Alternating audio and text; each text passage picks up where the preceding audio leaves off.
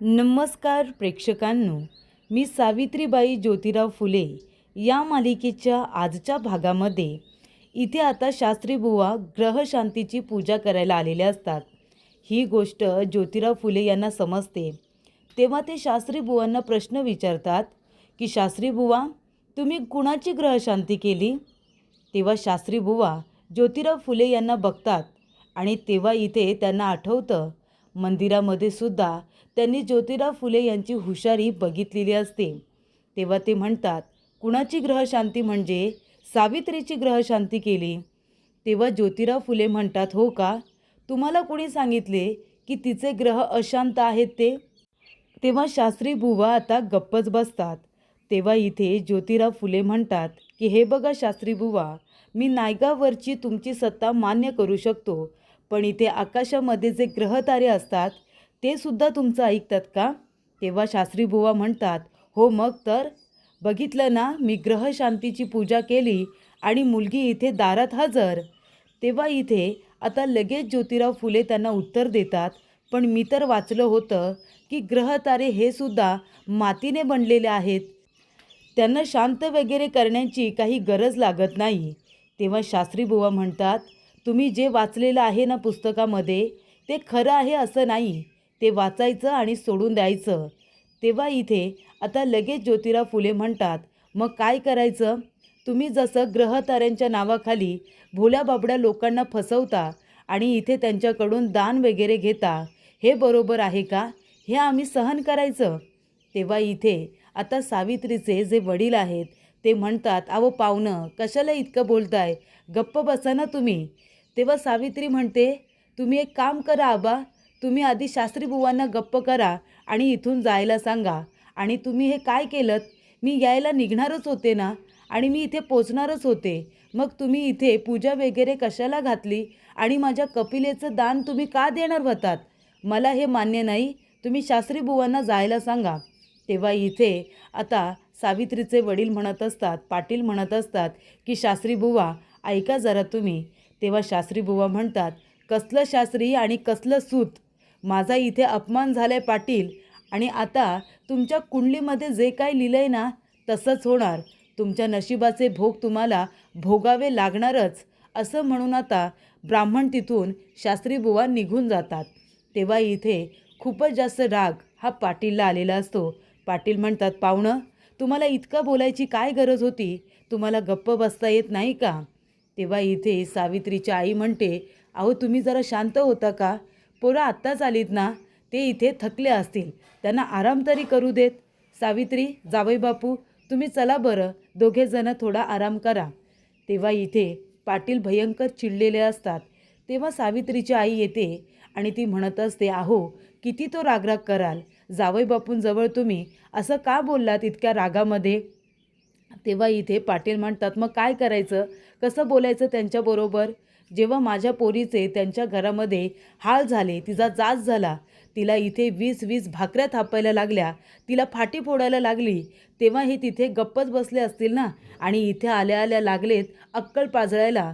तेव्हा इथे तिची आई म्हणते, तुम्ही जरा शांत व्हा बरं, मी सावित्रीशी बोलते, काय ते खरं खोटं करून घेते, तोपर्यंत तुम्ही जरा शांत राहा. तेवढ्यातच इथे आप्पा आलेले असतात. राणूजी फुले येतात आणि म्हणत असतात, दादा, अरे दादा. तेव्हा इथे जे दादा आहेत म्हणजे आपल्या ज्योतिराव फुले यांचे वडील, ते म्हणत असतात, काय रे आप्पा? तेव्हा राणूजी फुले म्हणत असतात, अरे दादा, तुला माहिती आहे का, तिथे पाटील खूपच जास्त नायगावमध्ये चिडलेत. तेव्हा गोविंदराव काका म्हणतात की पाटील नायगावमध्ये चिडलेत, पण कशासाठी? आता तर आपली सावित्री आणि आपला ज्योती दोघेजण गेलेत ना तिथे, मग तुला हा निरोप कुणी दिला?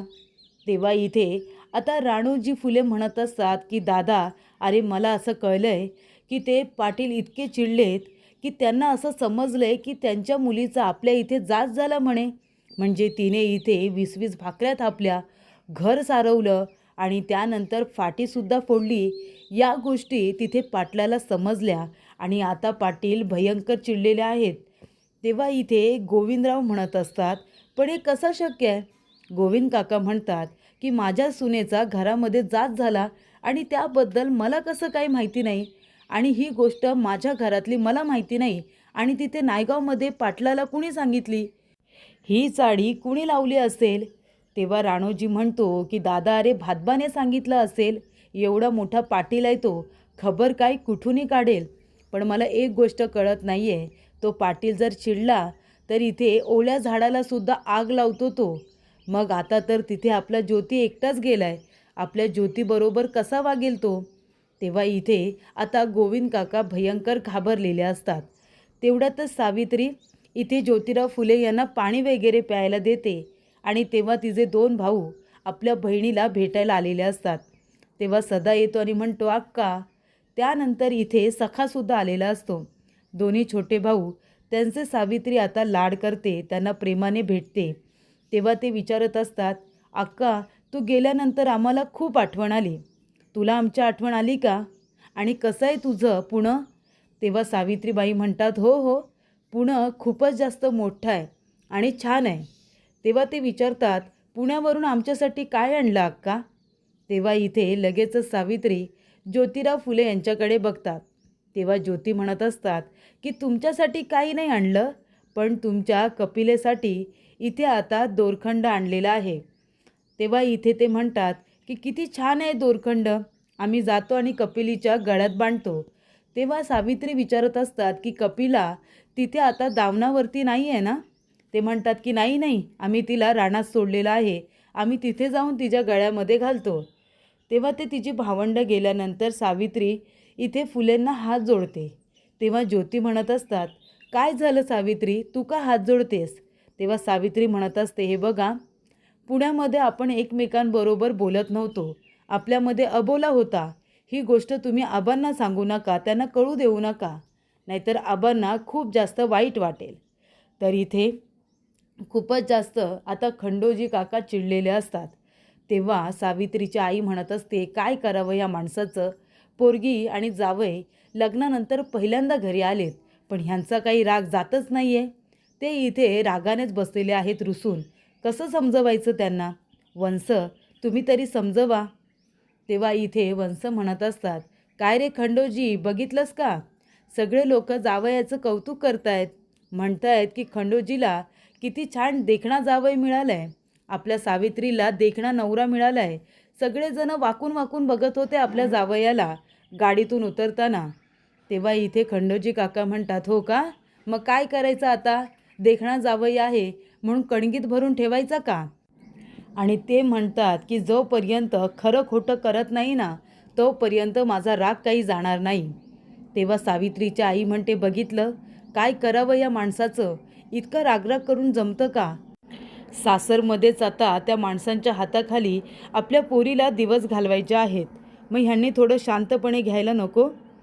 तेव्हा इथे सावित्री आणि ज्योती दोघेजणं कपिलेच्या गळ्यामध्ये दोरखंड कसं दिसतंय ते बघायला गेलेले असतात.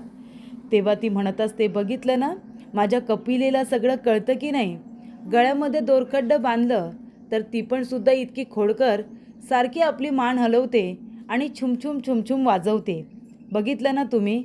तेव्हा ज्योतिराव फुले म्हणतात, हो बघितलं ना, मला कळलं ती खूपच खोडकर आणि हुशार आहे. चला, आपण तिच्यासाठी दोरखंड आणलं म्हणून कपिलाही खुश आणि मालकीणसुद्धा खुश, हो ना? याचा आता एक फायदा झाला. तेवढ्यातच तिथे पाटील येतात. तेव्हा सावित्री म्हणते की आबा, तुम्ही बघितलं का, आपल्या कपिलेच्या गळ्यामध्ये यांनी दोरखंड आणले, ते किती छान दिसतंय.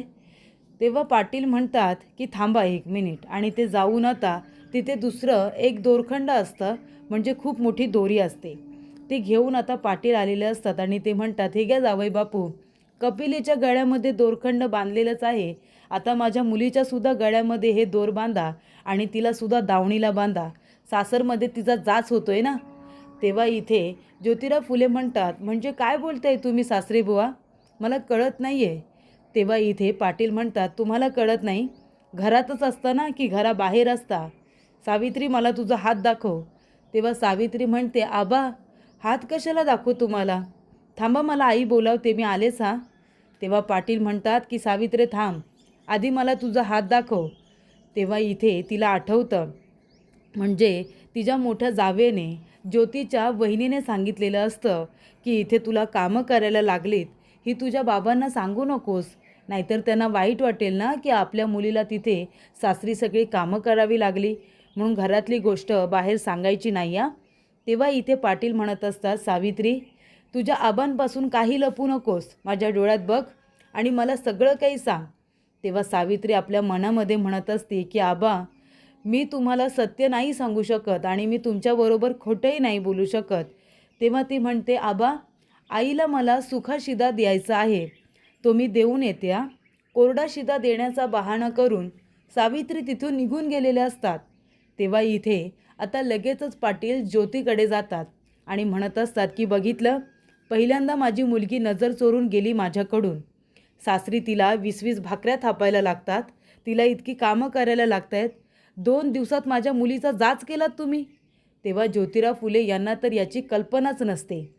तेव्हा इथे आता सावित्रीची आई म्हणत असते, काय हो तुम्ही जावई बापूंजवळ कठोरपणे बोललात, त्यांचा अवमान होईल असं काही करू नका. तेव्हा पाटील म्हणत असतात की मग काय करू मी. ती म्हणते की त्यांच्याबरोबर नीट बोला, त्यांना जाब विचारलात की काय. तेव्हा पाटील म्हणतात, हो विचारायला नको. ती म्हणत असते, अहो शांत राहा जरा, खरं खोटं करायला नको का, मी बोलते ना सावित्रीशी. तेव्हा पाटील म्हणत असतात की माझी पोरगी दिली तेव्हा कशी होती, चाफ्यासारखी टवटवीत माझी पोरगी, आणि आता तिचे डोळे बघितलेत का, डोळे किती सुखावलेत ते. तेव्हा इथे सावित्रीची आई म्हणते, हो मला माहिती आहे. पाटील म्हणत असतात की तिथे फुल्यांच्या घरामध्ये माझी मुलगी सुखात राहील म्हणून दिली होती ना, तर तिचा असा जाच केला जातोय हे मला सहन होणार आहे का. काहीही झालं तरीसुद्धा आता मी एक निर्णय घेतला आहे, मी माझ्या पोरीला पुन्हा पुण्याला पाठवणार नाही म्हणजे नाही. आता काय तो सोक्षमोक्ष लावलाच पाहिजे. तेव्हा इथे ज्योतिराव फुलेसुद्धा तेच म्हणत असतात की सोक्षमोक्ष हा लावलाच पाहिजे. सावित्री म्हणते, काय हो कसला सोक्षमोक्ष लावणार आहात. तेव्हा इथे ज्योतिराव फुले म्हणतात की सासरेबुवांच्या मनात नक्की काय चाललं आहे त्याचा सोक्षमोक्ष लावायला नको का. त्यांच्या मनामध्ये माझ्याबद्दल आता मी आदर नाही बघितला तर संशय बघितला. ते मायाळू आहेत, प्रेमळ आहेत असं मला माहिती आहे. मग ते आता नेमके चिडलेत का, त्याचं कारण आपल्याला जाणून घ्यायला नको. तेव्हा सावित्री म्हणत असते, अहो नाही, ते असेच बोलत होते, त्यांच्या मनात तसं काही नाही. तेव्हा ज्योतिराव फुले म्हणत असतात की नायगाव आणि पुणे इतकं लांब लांब आहे, तरीसुद्धा पुण्यामध्ये घडलेली घटना नायगावपर्यंत पोचलीच कशी, आणि कुणी बरं सांगितली. जी गोष्ट मला घरामध्ये राहून माहिती नाही ती इथे पुण्यामध्ये तुमच्या बाबांना कशी काय कळली, हे आता विचारात घ्यायला नको का. तेव्हा सावित्री एक काम करा, माझ्यापासून काही लपू नकोस. नक्की तुझ्यासोबत काय काय घडलं होतं ते मला सगळं खरं खरं सांग, त्याशिवाय मी सोक्षमोक्ष लावू शकणार नाही. त्यांचा गैरसमज झाला असेल तर गैरसमज दूर करायला नको का, असं ज्योतिराव फुले म्हणतात. तर पुढील भागामध्ये इथे आता पाटील सावित्रीला विचारत असतात की सावित्रे खरं खरं सांग, तिथे तुला 20-20 भाकऱ्या थापायला सांगितल्या, एवढा मोठा वाडा त्यांचा सारवायला सांगितला, फाटी फोडायला सांगितली का. तेव्हा ज्योतिराव फुले म्हणतात, हो ही सगळी कामं सावित्रीला करायला सांगितली होती, हे खरं आहे. तेव्हा पाटील म्हणतात, मग माझी एवढी लाडाकुडात वाढलेली पोरगी पुण्यामध्ये तुमच्याबरोबर लग्न करून पाठवली तिचा जाच करण्यासाठी का. 2 दिवसात तुम्ही तिच्याकडून इतकी कामं करून घेतली, इतका जाच करून घेतला, कशासाठी, का माझ्या मुलीला राबवलं आणि का तू हे सगळं केलंस. तेव्हा सावित्री म्हणते, हे सगळं मी माझ्या मनानेच केलं, यांच्यासाठी केलं होतं, यांची मर्जी राखण्यासाठी. कारण मला आईने सांगितलं होतं सासरी गेल्यानंतर नवऱ्याची मर्जी राखायची असते, म्हणून त्यांना चांगलं वाटावं, त्यांना आनंद व्हावा, यासाठी ही सगळी कामं मी माझ्या मनाने केली होती, असं सावित्री आपल्या वडिलांसमोरच सांगते. तेव्हा ज्योतीला इथे सावित्रीचं बोलणं ऐकून खूपच जास्त छान वाटतं आणि इथे आता तिने जे काही केलं ते इथे जाच व्हावं म्हणून नाही, तर तिने जे काही केलं ते आपलं कर्तव्य म्हणून ज्योतीसाठी केलेलं आहे, हे तिने आपल्या वडिलांना सांगितलेलं असतं.